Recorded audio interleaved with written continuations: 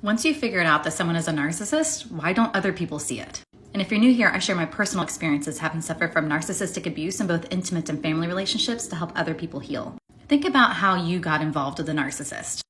There is a love bombing stage. They're very charming. They are the master of disguise, really. They can really fool anybody and sort of blend in and make everybody see the good parts of them. They are very skilled at wearing their mask all the time.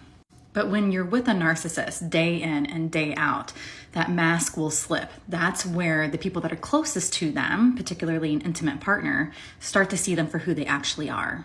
Now, the victim might realize this quickly. It could take years, but eventually the victim's going to realize, I'm being abused here. They might do some research. They might realize, oh my goodness, the person I'm involved with is a narcissist. I need to get out and go no contact. And once you get to that point where you can no longer unsee how toxic this person is, it becomes really clear and obvious to you why you need to get out and exactly who this person is. And so you might tell other people, hey, this person was really abusive to me. Maybe you don't want to be in the same room as them. You don't want to go to the same social situations as them. And you start trying to establish boundaries with other people that might be like mutual friends, for instance. And you're going to find that not everybody's on board with that. And that's really frustrating. But not everybody's going to see what you see. To the outside world, other people see who the narcissist was when they first made you fall in love with them. They don't see the monster that actually exists behind closed doors. And so when you try to explain it to other people, they'll say, that sounds really unbelievable. They might even say, it sounds like it takes two to tango. It just sounds like you two had something really toxic between you two.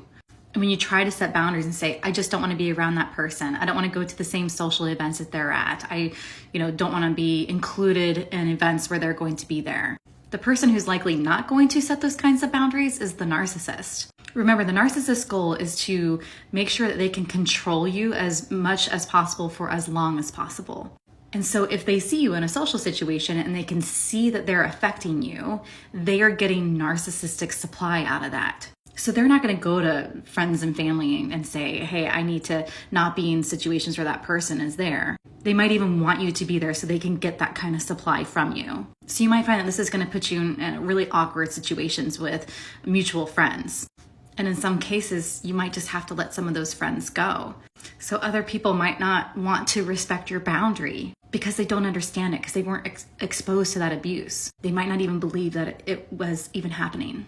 So a lot of times when you leave a narcissistic abuser, you might also have to leave some mutual friends behind.